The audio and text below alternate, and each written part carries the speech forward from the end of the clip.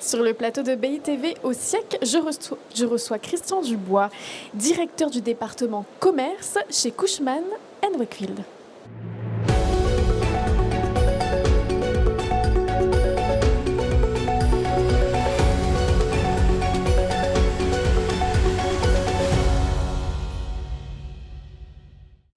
Bonjour Monsieur Dubois, merci d'être avec nous.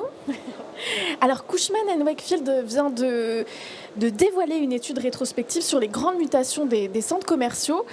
Qu'en retenez-vous ? Écoutez, c'est une étude qu'il faut télécharger déjà sur notre site. C'est une étude en 50 pages. Ça va être très difficile de la résumer dans nos 5 minutes. C'est une étude en 5 points. C'est une étude tout d'abord qui retrace l'historique des centres commerciaux depuis la fin des années 60 jusqu'à nos jours, avec un modèle qui a naturellement beaucoup évolué. Et on retrace cet historique également en la mettant en perspective, à la fois dans, je dirais, les tendances et les modes de consommation qui ont beaucoup évolué, mais également on le met en parallèle avec les différentes évolutions de la loi sur l'urbanisme commercial. Et c'est amusant comme ça de voir comment cet historique nous amène par décennies à changer le modèle des centres commerciaux, qui est un modèle qui se réinvente en permanence. Ça, c'est le premier point. Le deuxième point, c'est qu'évidemment, pour faire évoluer un modèle, il faut regarder le marketing mix des centres commerciaux et le mix d'hier, qui était un peu quantitatif avec les hypermarchés, on en offrait beaucoup, toujours beaucoup plus, est devenu un modèle beaucoup plus qualitatif et expérientiel. Et cette évolution, c'est naturellement pas faite du jour au lendemain. L'expérientiel et le loisir aujourd'hui n'était pas tellement présent dans les premiers centres commerciaux au début des années 70. Donc c'est également le deuxième point qui a été regardé. Le troisième point que l'on regarde, c'est naturellement les revenus, et c'est un partenariat, les centres commerciaux, entre les enseignes et les bailleurs et les gestionnaires. Et donc on s'est attaché à analyser rétrospectivement l'évolution des valeurs locatives et l'évolution des chiffres d'affaires pour chaque typologie d'activité que l'on retrouvera présente dans un centre commercial. Ça, c'est le troisième point, c'est les rendements. Le quatrième, c'est quelque chose de beaucoup plus récent. Depuis 2021, c'est le décret tertiaire. Donc il y a toute une composante ESG dans cette étude. Et puis enfin, le cinquième point, c'est naturellement l'angle de l'investissement et comment les investisseurs regardent la chose ou les choses que sont les centres commerciaux, quels sont les rendements qui sont donnés, sachant qu'il y a des typologies de centres très différents entre les centres qu'on appelle jumbo ou grands centres commerciaux régionaux et les petits centres commerciaux de proximité. Tout ça n'a pas naturellement la même valeur, ni locative, ni en termes d'investissement. Et vous parlez d'évolution, mais est-ce que le centre commercial tel qu'on le connaît, ce modèle-là, est-il toujours d'actualité ? Alors c'est un modèle qui est plus que jamais d'actualité. D'abord, quand on regarde un centre commercial, moi quand j'avais commencé ma carrière sur ce sujet, on m'a toujours dit déjà tu commences par regarder la zone de chalandise. Donc qu'est-ce que c'est qu'une zone de chalandise ? En fait, c'est une série de consommateurs qui sont à plus ou moins longue distance de ce périmètre commercial. Et donc la première chose qu'il faut regarder, c'est les consommateurs. Or, on s'aperçoit que la fréquentation des centres commerciaux est revenue largement au niveau de pré-Covid, voire même à dépasser les niveaux de pré-Covid.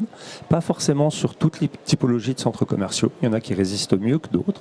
Mais c'est un modèle qui plébiscité par les consommateurs, les jeunes, les moins jeunes, donc toutes les générations et toutes les CSP se retrouvent dans ces centres qui sont considérés comme des lieux de vie aujourd'hui. Et comment jugez-vous le parc français ? Y a-t-il encore de la place pour de nouveaux projets ? Alors évidemment, on n'est plus dans les années 2010 dans lesquelles on livrait quasiment 1 million de mètres carrés par an, enfin 900 000 mètres carrés par an. Et surtout au moment de l'apogée des centres commerciaux et des retail parks dans les années 2010, on va dire. On est maintenant dans un marché qui est plus mature. On est dans une couverture du territoire qui est plus importante. Et donc forcément, le centre commercial de demain, c'est pas un nouveau mètre carré, c'est pas des nouveaux mètres carrés commerciaux qui arrivent. Vous avez tous les chiffres dans l'étude. C'est en réalité des mètres carrés de commerciaux qui se réinventent. C'est de la restructuration. Parce que ce que l'on a conçu dans les années 60, 70, 80, c'est plus forcément ce qui est aujourd'hui très attractif pour les consommateurs. Et donc le centre commercial de demain, c'est le centre commercial d'aujourd'hui réinventé. Réinventé dans son marketing mix, réinventé dans sa décoration, réinventé dans son animation, ce qui est très important.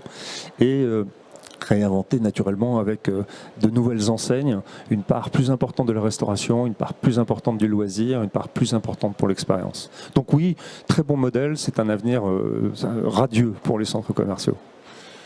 Et en quoi une nouvelle ère s'ouvre pour autant pour les centres commerciaux selon vous ? Alors, sur les centres commerciaux, au-delà de la maturité du marché, de la couverture du territoire, il y a également un volet administratif qui est très important, avec notamment le zéro artificialisation nette des sols. Et évidemment, le centre commercial de demain, c'est un centre commercial qui est beaucoup plus hybride. C'est pas juste un périmètre d'objets de commerce, c'est un peu plus compliqué à construire. Ça se fait généralement sur des endroits qui ont déjà été bâtis, qui sont repensés pas seulement avec du commerce, mais parfois avec du commerce plus du logement, du commerce plus des équipements publics, du commerce plus des bureaux, des commerces plus du sport. Et donc, quelque part, on redonne un peu à ce commerce une mixité, une hybridation de fonctionnement qui va d'ailleurs de pair avec la requalification des entrées de ville. Donc une étude plutôt positive. Une étude très positive. Très positive. Oui, très positive. Ce n'est pas une étude naïve non plus, c'est une étude dans laquelle on s'aperçoit que ce n'est pas un long chemin tranquille de créer des centres commerciaux en France. En moyenne, ça prend 10 ans facilement de trouver la possibilité de sortir un nouveau projet. Donc c'est un parcours administratif qui est un peu compliqué. Tout ça est bien retracé de façon assez ludique dans cette étude que Cushman & Wakefield produit. Merci beaucoup Christian Dubois. C'est moi qui vous remercie de votre invitation. Et merci à vous de nous avoir écoutés. On se retrouve très vite sur le plateau de BITV au siècle.